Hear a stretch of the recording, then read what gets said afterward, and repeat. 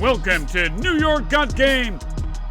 Welcome back to another edition of New York Got Game. It is playoff time for the New York Knickerbockers. We know their opponent. We know who they're playing. The regular season is now over. Knicks got themselves 51 wins. They will be playing the Detroit Pistons. That will all start next weekend, but we're going to start this week by really diving into their series with the Detroit Pistons, and no better time to start than now on this episode. So let's not waste any time. We're going to get right into it. The Knicks are heating up. The close to the regular season for the Knicks wasn't one that excited the fan base and leaves a ton of questions as they begin their first round series against the Detroit Pistons next weekend. And we're going to answer, or at least try to, some of those questions and look at what is working and what is not working for the Knickerbockers. Joining me to help with that is the great film analyst and contributor to Knicks Film School, DJ Zullo, joins me now. DJ, what's going on, man?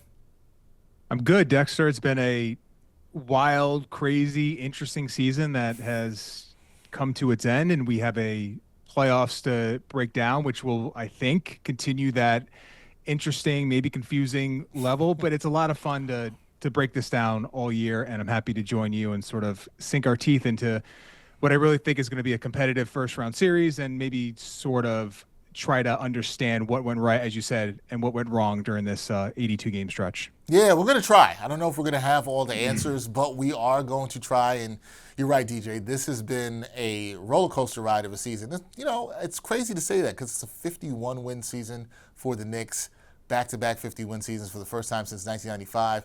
But it's just felt very up and down. So we're going to try to make sense of it all. And folks, if you haven't checked out DJ's work with Knicks Film School, I'm a big fan of it. He does a great job with the film breakdowns with Benjamin Richholz as well, too. So the guys are both great at it. So, DJ, really welcome you to the show. Glad to have you here. But let's talk about these Knicks because they entered the playoffs as the number 3 seed, but they lost 3 of their last 4 games last week. What stood out to you the most about the team's struggles in that final week, and do you think they can fix any of the issues before the start of the playoffs? Yeah, so it's sort of a continuation of what we've been seeing where against these high-level teams, you saw it against Boston, saw it against Cleveland. Detroit I would put aside because the Knicks didn't take that game as serious as was the other two. But against Boston, against Cleveland, you saw the Knicks get out to early leads, especially Cleveland up 23 points, and then especially down the stretch, not able to, A, generate clean looks offensively, but B, more concerningly, unable to get stops. And that has been a microcosm of what this season has been. And, you know, when you have Jalen Brunson in your lineup and karl-Anthony Towns, albeit him not being there against Cleveland, you still have targets for the other opponent to pick at, and you're consistently seeing the Knicks struggle to maintain effective defense against those elite teams that are so targeted in how they hunt these players. And it's really been a season-long problem. So the question is, can you flip the switch in the playoffs and figure out a way to mitigate those issues? And I think that is not only a hard question to answer, there's really no evidence leading up to it that the Knicks have those answers. And I know they're going to have a break here about a week before the Pistons series starts. So you're going to have some time to build in some of those counters to how defenses and offenses are going to attack them. But they're going to start off with against a guy that's going to make all NBA and Cade Cunningham, a heliocentric player. They're going to try to get Jalen Brunson and karl-Anthony Towns in as many actions as they can. And how the Knicks are going to try to limit those effective offenses is going to be going to make or break what this team does in the playoffs. And we'll really get into it throughout the program about what the Knicks can do. But that, to me, is the biggest concerning area. Then the second thing is the Josh Hart factor. What Josh Hart are you going to get this year? Are you going to get the Josh Hart that's going to flip the switch and become a willing and capable three-point shooter like we saw last season against Philadelphia, or will we see the Josh Hart of this season unwilling and incapable of making threes carry over into the playoffs? Those are the two things I'm watching for and are probably the most alarming aspects of how the Knicks finish the year. Okay, so those are two of my concerns as well, too. When we got to Josh Hart and when we talk about the offense and his reluctancy to shoot, right, that we've seen thus far. So I think both good points there. You mentioned the team's inability to close games that we saw against the Cavaliers and the Celtics here in the recent weeks. What do you think the concern level should be for Knicks fans about that inability to close out games against the Cavaliers and Celtics? And do you think that this is more to do with the Knicks' stagnation that we saw on offense in both of those games, particularly in that Cleveland game, right? Or is it more about their inability also to defend actions, as you mentioned, that feature Jalen Brunson or Karl-Anthony Towns, although Cat was not there in the Cleveland game? Which one do you think it is that's really hurting them when they struggle to close out these games against elite competition? Yeah, and I think it is both of them. I think I would put more of a concern on the defense because you've seen Jalen Brunson in the regular season perform admirably in the clutch. He's probably going to win Clutch Player of the Year. You feel confident that in a close game, 2 minutes remaining, that Jalen Brunson is going to get the Knicks an efficient look for him and keep the Knicks afloat on that end. Now, defensively, you're seeing the Knicks sort of search for answers. And you go back to the third Boston game, the Knicks were willing to switch Jalen Brunson onto the Jason Tatums, the Jaylen Browns of the world, and live with that in isolation. You go to the fourth game, and the Knicks were more willing to, have Brunson recover, keep him out of the action, not isolate him. And you saw against Cleveland, again, reluctance to isolate Brunson against Darius Garland. Now, what did the Knicks do against Cade Cunningham? They did isolate him during the last matchup, and Cade Cunningham went right through him. So are you going to try to vary up your options? Now, to me, the Knicks have varied those options up, but I feel like that's more of a sense of them searching for the solution, not necessarily using that variability as an effective tool. If the Knicks had an effective tool to mitigate the Brunson factor on defense, I think they would go to it more and not continue to vacillate between options. So how the Knicks are going to defend the Cade Cunningham high ball screen is going to make or break the series, in my view. A series I think is that it's going to be close. So, if it was up to me, I think you'd probably be as aggressive as you can. And if that means isolating Jalen Brunson, keeping Cade out of the paint and allowing Brunson to guard in space, maybe you do it. Maybe you blitz a little bit. But that's the issue I have mostly with this defense, is that they haven't figured out the counter to when teams get Brunson and Cat, for that matter, into these actions. And they're going to have this week here to develop a game plan. And that is one of the strengths of Tom Thibodeau. When he has a week, he has some time to develop a defensive game plan based on the Pistons, like Cleveland 2 years ago, having some offensive players that you can exploit. I think Tibbs will have a game plan that would work.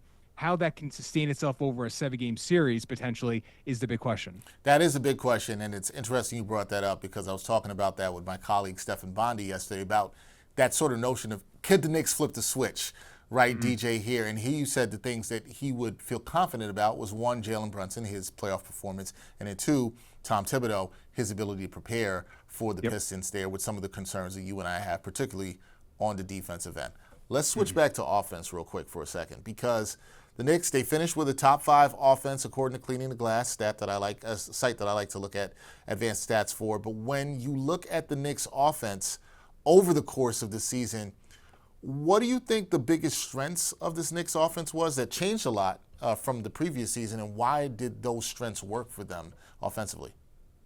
Yeah, so right off the bat, you have to go to the shot making. And if you look at the starting lineup, even Josh Hart, when he was really going well, the shot making as a 5-man group was elite.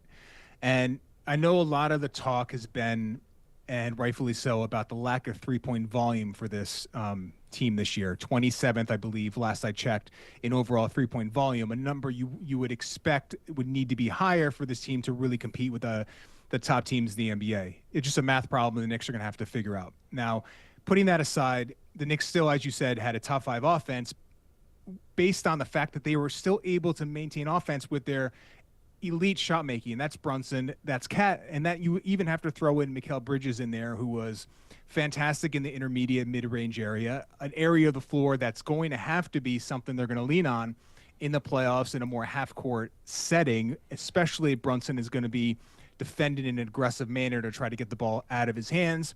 OG Anunoby, you saw that when Brunson being out, his ability to get to the rim, his ability now to be an effective above the break 3-point shooter, not just the corners, but above the break, outside, straight on, and in those wing spot areas to be a good high volume 3-point shooter. So this is a really good shot making team. And then you have obviously two all NBA caliber offensive players, and Josh Hart being the fulcrum in terms of their pace and their ability to get up and down in transition. Now, the caveats there is that they were 1 and 2 on offense most of the year, and that number has steadily decreased throughout the year, partly because of how teams are defending them, partly because, you know, the shot making that has allowed them to flourish has come down to earth a little bit. So is this still an elite offense? Well, I think you're going to have to see them perform at an elite level in the playoffs against a really good Detroit team to really feel good about that. Yeah, it's going to be interesting to see how that offense translates here to the postseason. Now, it's not all roses for the Knicks offense. You talked about the dip there, DJ. What were some of the biggest offensive weaknesses? I think you might have mentioned one before in terms of Josh Hart and his reluctancy to shoot, particularly from deep. But what are some of the biggest offensive weaknesses that you saw from the Knicks this season? And when you look at those offensive weaknesses, how much of that is actually fixable in a playoff setting? It's a great question. It's a big. I mean, it's like if all the questions you can ask, that one might be right up there in terms of importance. You know, I mentioned the 3-point volume. That has to be part of the concern here, because when you have teams, and Detroit really doesn't fall into this category, but a team like Boston obviously does. The Knicks are at such a disadvantage in terms of the math when teams are getting up 15, 20 more 3-point attempts. It's a big problem, and one I don't think is fixable heading into the playoffs, because I just haven't seen evidence to support it. Now, what are the things you could do still to mitigate those problems? Now, one of the reasons why the volume has gotten so low is that the teams have taken the cat pick and pop and really made it tough for the Knicks to lean on that action based on putting wings on Cat and then being able to switch the Brunson Cat pick and roll, so you don't have Cat popping into space once Brunson gets 2 to the ball with as much regularity. Now, one way to counter that, and the Knicks have done it this year, is to have Josh Hart provide the screening action, have Karl-Anthony Towns provide spacing. That can get you some effective offense, and Hart has been an effective screener this year. Now, I looked at some numbers right before we came on, you know, regarding Josh Hart and regarding his finishing in the paint. Paint touches pre and post All-Star break are still at 4 a game. So he's getting into the paint with the ball in his hands at the same rate.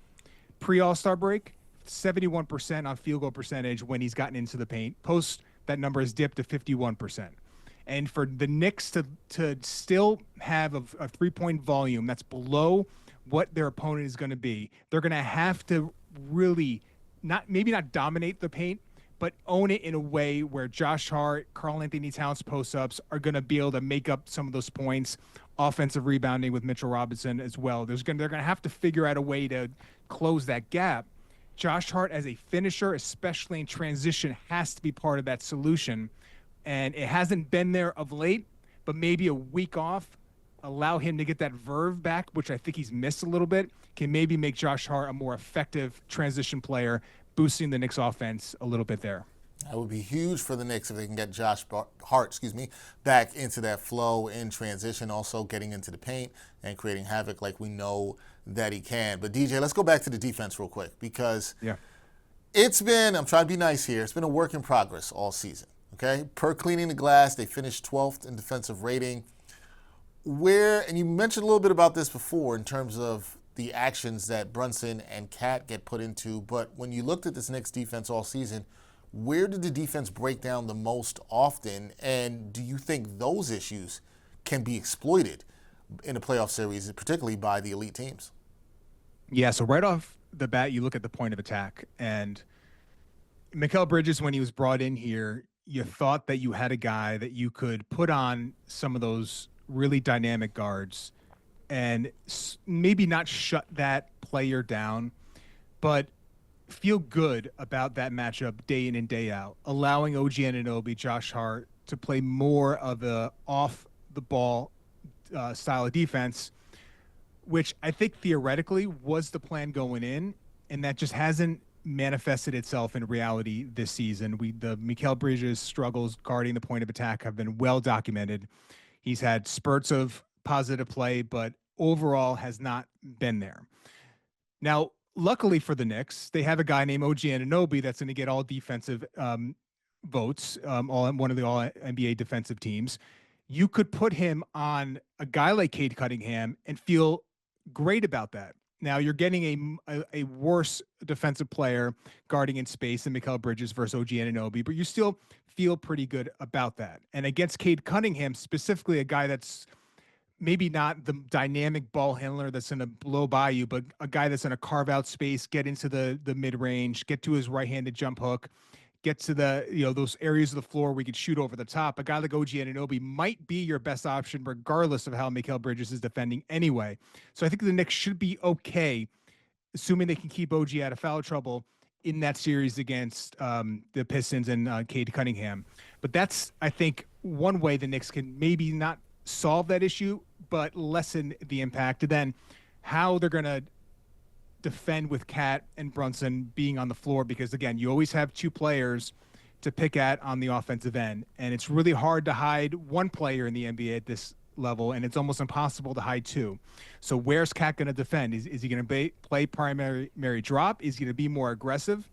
What are they going to do to adjust that? To me, against Cade Cunningham, play aggressive, try to get the ball out of his hands, make those ancillary pieces beat you in space as playmakers. Don't let Cade Cunningham against a drop coverage where Cat is retreating to get into his comfort zone in that intermediate range area and pick apart the Knicks, which has been the case throughout the year. So there is maybe some ways you can play more aggressive, have OG Anunoby guard the basketball, and I think you can have an effective group defensively against this particular Pistons team. Yeah, I think this is a series coming up where they can be effective defensively. Obviously, to get past that, we know it can get a lot harder, but you feel like there could be some good habits that could be built by that. And I'm intrigued to see, as you mentioned, especially with Cat, will they be more aggressive? Will OG Anunoby start on Cade Cunningham? All that's going to be interesting to see in this series. Now, speaking of OG, yeah, he's been praised for his two-way impact and his offensive play down the stretch of the season, especially, I think this should be noted, you noted this recently on Knicks Film School, a lot of that happened without Jalen Brunson, right? So how much of what we saw on the offensive end from OG was legit, and what does this team need from him specifically in the postseason coming up?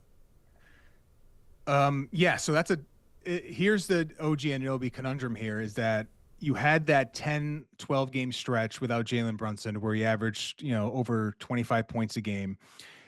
I looked at every one of those field goal attempts, and just quite frankly, the competition was not good.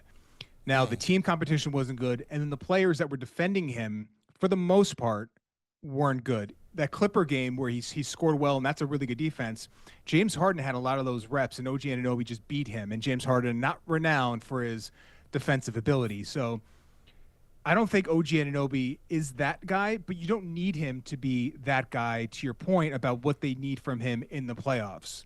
If they can get a guy that is a secondary creator, a guy that's attacking closeouts against a Pistons team that has some physical attributes strength-wise, but also a lot of guys that you can go through, young guys that haven't filled out yet, OG Anunoby should theoretically be able to take advantage of that.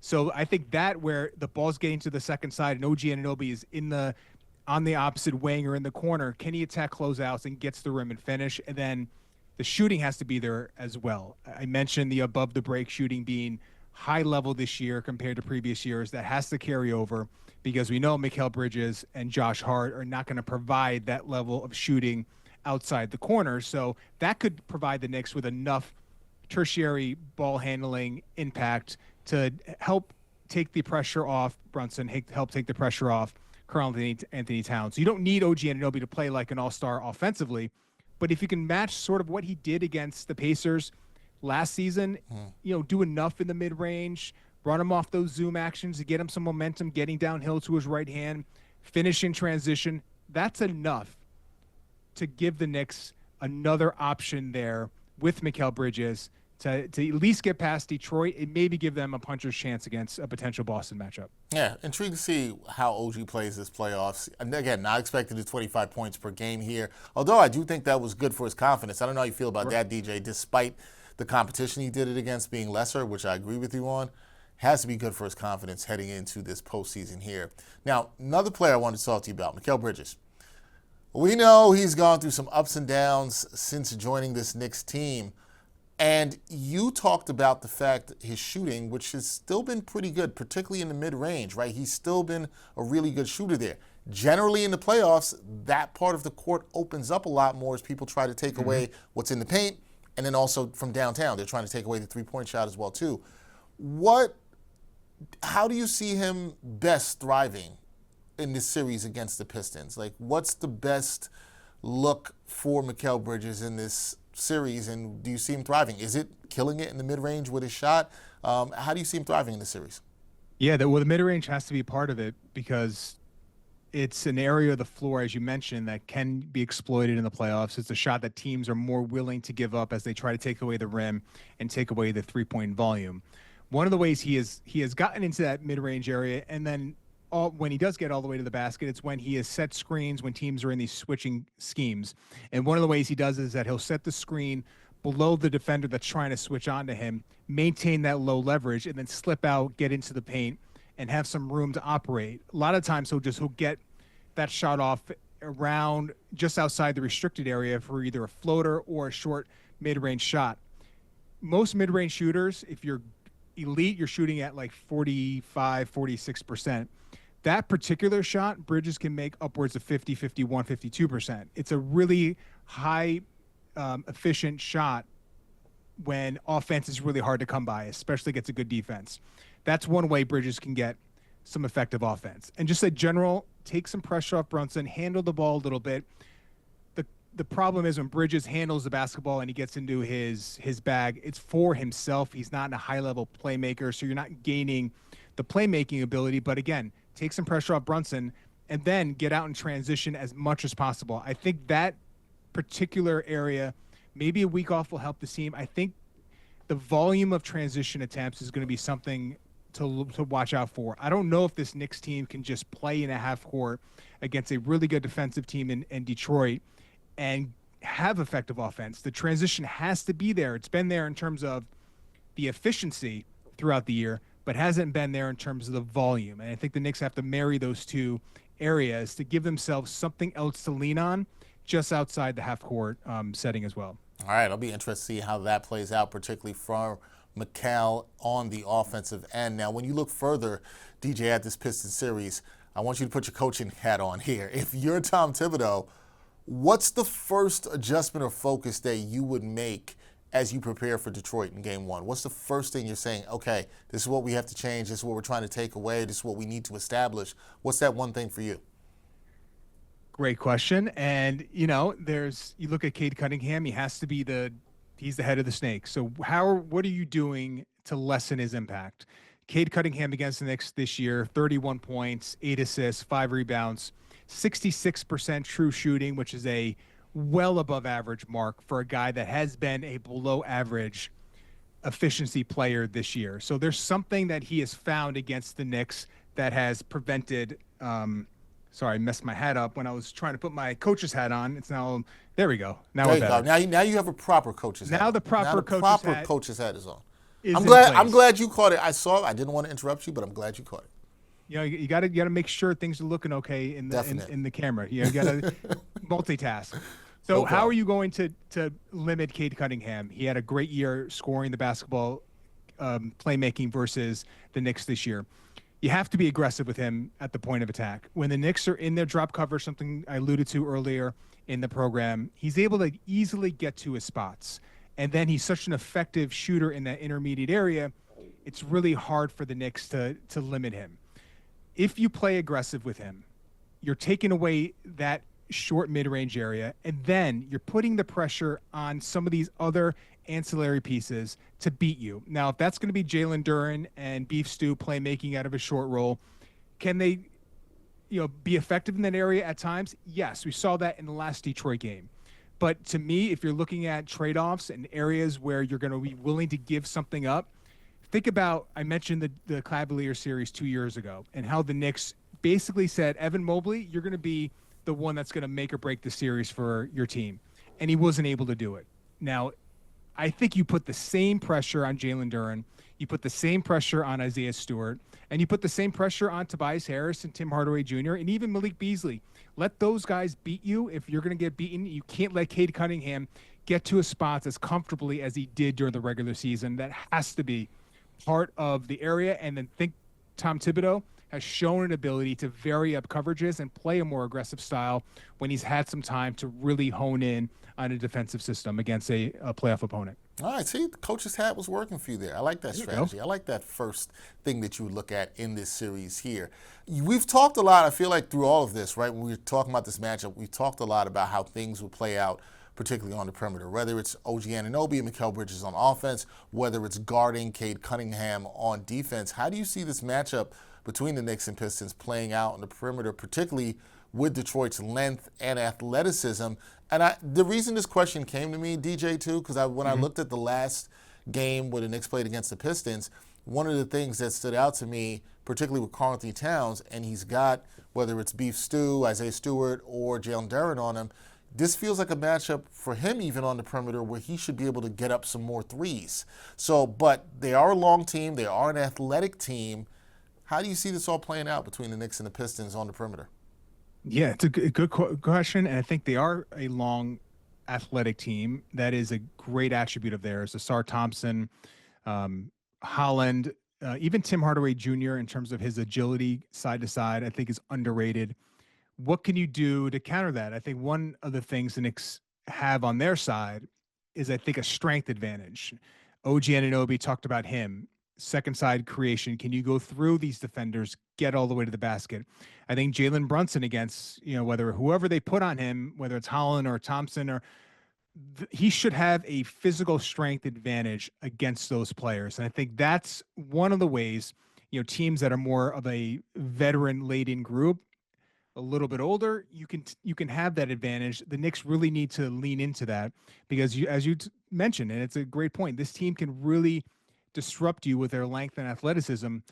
What do you do against that? Well, keep it in a half court and then use your strength to get to your spots, take advantage of mid-range opportunities when it presents itself, and utilize an area of physicality that you should have on the perimeter. This is a physical Detroit team, but I think it's more honed in on the centers and the bigs and not necessarily on some of the younger youthful wings on this team. So I think it's an underrated area where the Knicks can take advantage. They will have to take advantage of that because if it's just a game about athleticism and agility and their ability to get up and down the floor, it could be a tough series for the Knicks. So use your strength, win the leverage game, get your shoulder pad level low, get to your spots, and try to win it that way. All right, let's see if the Knicks could able to do that against the length and athleticism that Detroit does provide. Look, anytime we're talking about a series, DJ, at least for me, I always like to look at X factors, right? So what's the biggest X factor in this series for New York? And I'm opening this up. Is it a player? Is it a strategy? Or is it a particular stat, right? Some data that you're looking at and you'll be watching closely for this series. What's your biggest X factor in the series for the Knickerbockers? So the two things that came to mind were both three-point shooting oriented, and one we really talked about at length already is the Josh Hart piece of it. So we won't maybe focus on that in terms of the analysis, but just to say, it goes without saying, Josh Hart needs to be willing and capable as a three-point shooter. You saw it in the Cleveland game, this most recent Cleveland game, down last 5 minutes, Jared Allen with Josh Hart in the left corner, just staking out space on the opposite block, taking away the Jalen Brunson two-man action on that side. You can't have that. That is going to make it almost impossible for the Knicks to generate effective offense. So Josh Hart's got to be a willing and capable shooter. He did it against the 76ers last year, so maybe he's able to do it again in the playoffs in round one. The other thing is, I think for Karl-Anthony Towns, I'm looking at the three-point volume on his end. It was this year across the season, the lowest number, I think, in 4 or 5 years. I think the Knicks need to try to figure out ways to get that volume up. As I talked about with the pick and pop, that might not be there with as much regularity, but if the center is guarding Cat, go to that pick and pop with more, focus and intention. And then the second thing is when he's trailing the play, and the Knicks have been okay at this, but not great at it, certainly not as good as Minnesota was in the last couple of years, utilize the Cat trail three and just empower him as much as possible to take those shots. And if he's taking them from 30 feet out, so be it. He needs to get that volume up as much as possible, because I don't know if he's going to be able to feast as much in the post and inside the three-point arc against this physical front line of the Pistons. Utilize the cat pick and pop, utilize the cat transition three, try to get that volume up. I think the Knicks have to almost be square with the Pistons in terms of three-point volume to really be effective in this series. So those are the two things I'm really looking for the Knicks to maybe exploit a little bit. Yeah, the three-point volume is something I'm watching. The Pistons average, I forget the data, I mean it's 1.4, 1.7 more threes per game attempted than the Knicks, but I'm really looking at the volume. You made I was thinking about this as you just said this, DJ. I don't remember the last time Cat hit a trail three. You saw a bunch of those earlier in the season. They were getting up that more when he was shooting about 5 or 6 three-point attempts per game. But, you've seen that number dip down. That's something to keep an eye on there. I think that's a good thing to look at as an X factor. Now, a couple more for you, DJ, before we get you out of here. Appreciate the time. Sure. We know there have been expectations for this Knicks team, and expectations are definitely, at least, at a minimum, to make it past the first round. However, the Knicks have struggled this season against the elite teams. We've gone over these numbers many times, particularly in the East. Do you think that's a flaw in the team's makeup, or is there something else that's going on with the Knicks against the best teams in the league? Because that's something the fans have been asking. The numbers are the numbers. What's going on? What's up with the Knicks? Why can't they beat the best teams in the league? So, yeah, do you think it's a flaw in the makeup, or is it something else? I think it might be a flaw in the makeup. And how are they able to work against this? And you saw preseason game against the Hornets. You wouldn't think a preseason game against the Hornets was going to tell you anything, but it was the first preseason game, or the second, one of the early ones. And Charles Lee, the head coach of the Hornets, had the center guarding Josh Hart. And you go into the regular season, and that really wasn't the standard for most teams. They played it pretty much straight up. And you saw the Brunson Cat two-man action be the most, by the numbers in terms of points per possession, the most effective two-man action, the pick and roll in the NBA for about the first month and a half of the season. That number has slowly dwindled, not only in the efficiency, but the volume as well. So it's a compounded problem. Knicks are going away from it, and when they do go to it, it's not as effective.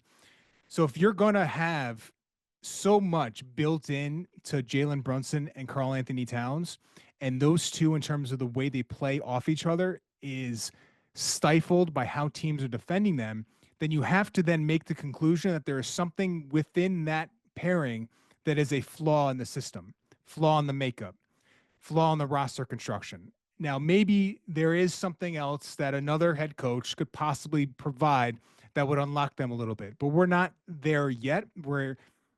What can they do now to potentially improve that?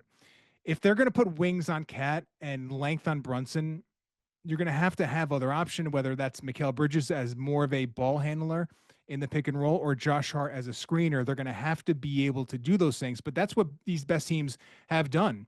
Those best teams usually have really high-level defensive wings, multiple of them, so you can afford to put one on Cat and still have another one to guard Brunson. So you're taking away, not fully taking away two players, but limiting the effectiveness of your two best players. And I think that's just a lot for the Knicks to handle. That's why you've seen them struggle so mightily against these elite defensive teams.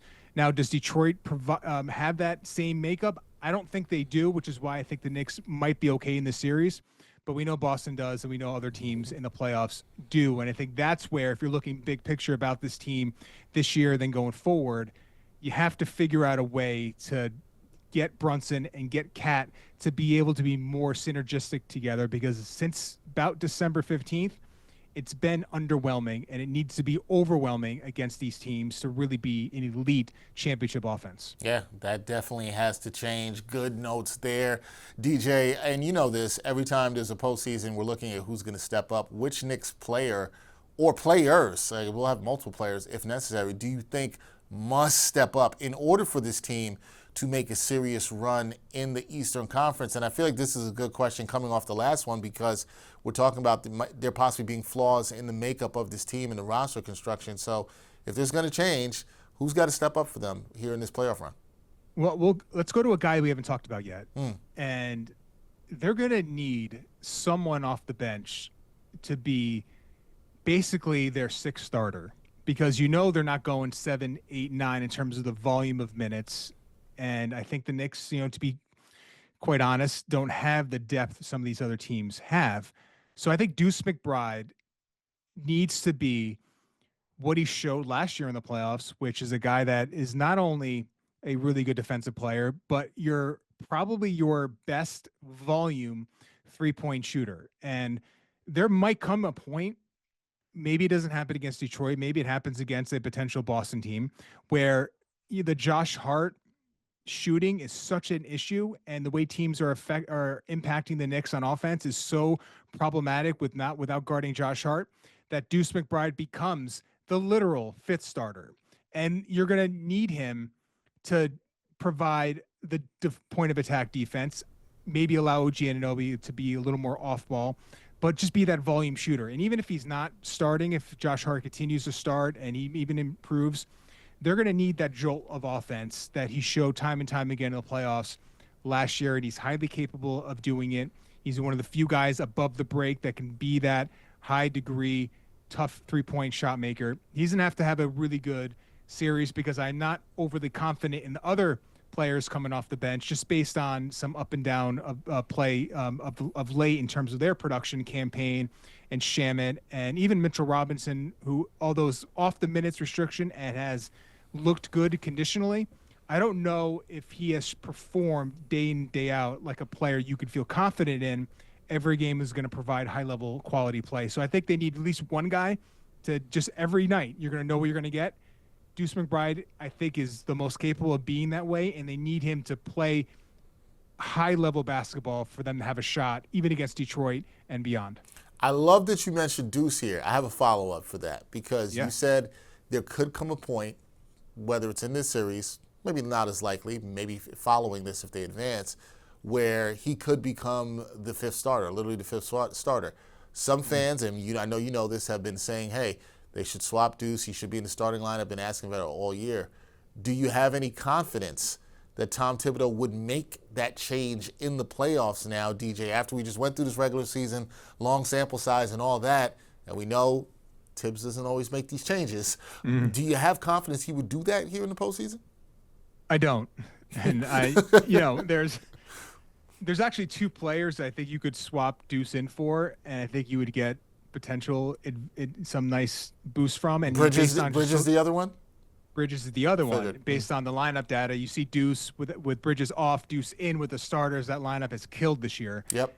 Even more so than Deuce in for Hart with the starters. So you can go in either direction. I don't think Tibbs would make that call. I think you could see, Josh Hart's minutes go from 38 in the regular season, maybe down to 32, potentially, maybe have a slow dwindling of those minutes as the playoffs sort of extend, if Josh Hart doesn't figure out a way to really make teams pay as a 3-point shooter with them leaving him wide open. But something is going to have to give. And I don't know if I would say Tom Thibodeau is coaching for his coaching life right now, but if the Knicks bow out in round one or get waxed by the Celtics, the Knicks front office is going to have some really hard questions to answer and evaluations to have regarding their head coach. So I think he needs to do everything in his power on a selfish level to make sure he's giving himself all the chances he can. Josh Hart and McBride, and even throw in Bridges there too, like that, how you figure out those minutes, I think is what key here for how this team is going to perform. And I don't have confidence that he's going to make the change in terms of the starters, but I do think you could see Deuce's minutes rise and Hart's or Bridges' minutes come down a little bit to try to balance that out. Yeah, I actually don't think that would be a bad thing. Look, I know the minutes police is going to get in there and be minutes in the playoffs, but I don't think giving some more minutes to Deuce McBride could be a bad thing here, especially if Josh Hart is not shooting the ball effectively from downtown. Last thing for me here, DJ, how do you, because, we're talking about all this. We're looking at the Detroit series and we're looking at the Knicks in the playoffs. How do the Knicks have to play here if they are to have a deep playoff run? What should be their approach going into this postseason that's going to make this one a successful one? Because I tend to agree with you in terms of Tom Thibodeau. This is an important playoff. This is an important time for this franchise right now in terms of determining what happens going forward. So how do they have to approach this postseason? Because I think it's about mentality, how you play, all that stuff matters here now. What should be their approach here in this 2025 playoffs? I think the approach should be, and we've talked about a lot of different ideas, schemes, strategies. It needs to be an all of the above approach. And I think you have to have variability with how you're deciding to handle this. And I think it depends obviously on the opponent.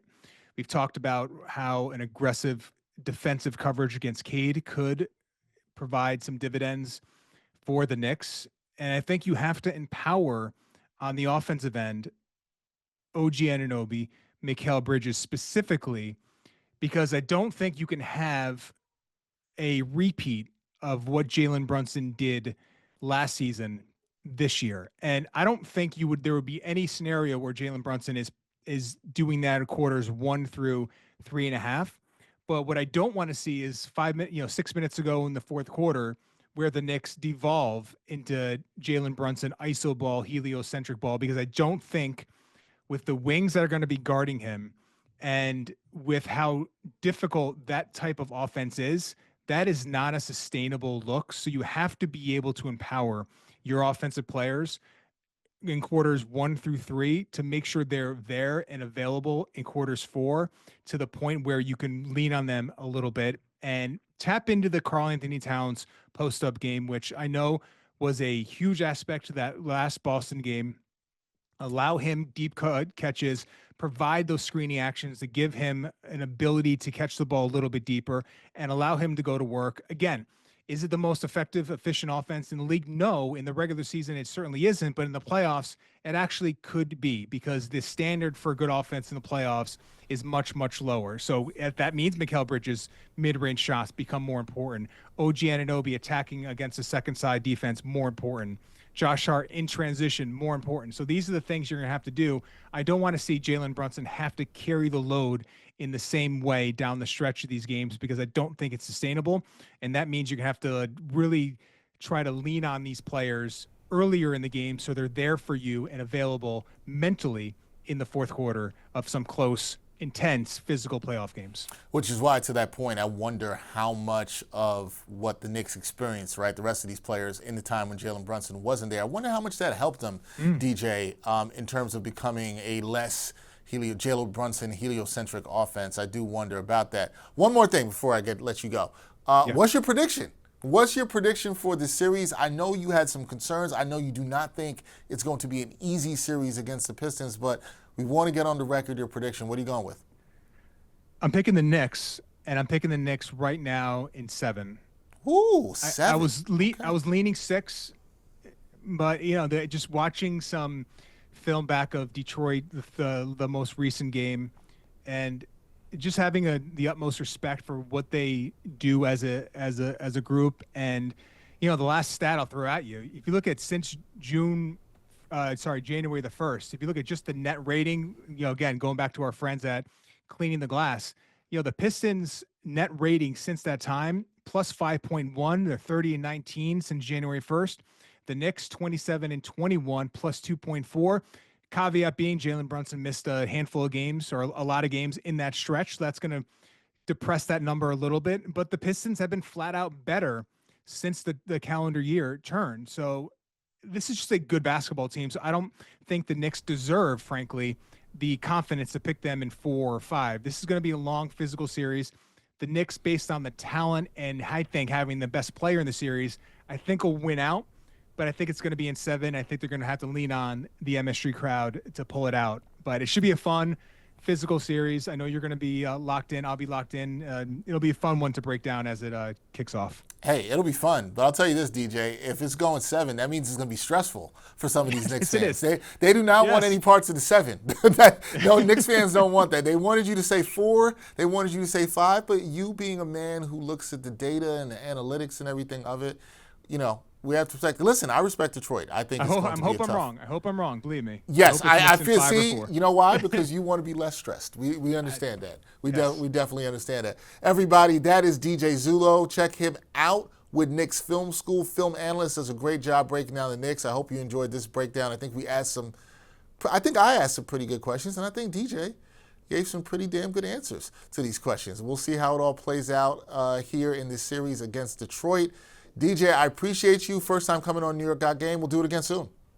Thank you, man. And I really appreciate you, just as speaking for everyone in the Knicks content creation land. You've always supported us. So on behalf of everyone that's been on and supported you, thank you for giving us the platform that you've been doing. Thank you, man. I love talking to different people and people like yourself who do great work, and it's just a pleasure. It makes my job a lot of fun. So thank you, my friend. Appreciate it. Thank you.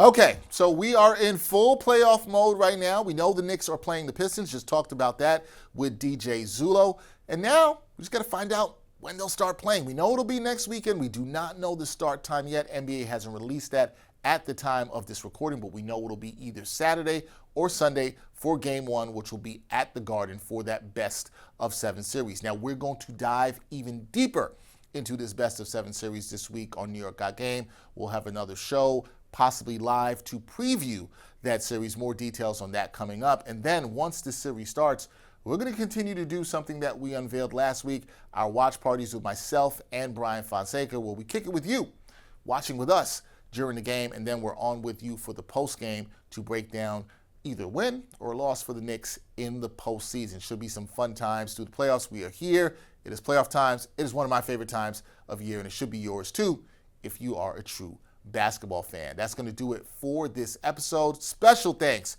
to my guest, who was amazing, DJ Zullo of Knicks Film School. Fantastic to talk to him about the Knicks. And as always, we got to thank the people that make this show look as great as it does. My producer, Nick Federico, my editor, Corey Porter, my production assistants, Tommy Cohen and Jeff Stansbury, doing a fantastic job. I'm Dexter Henry.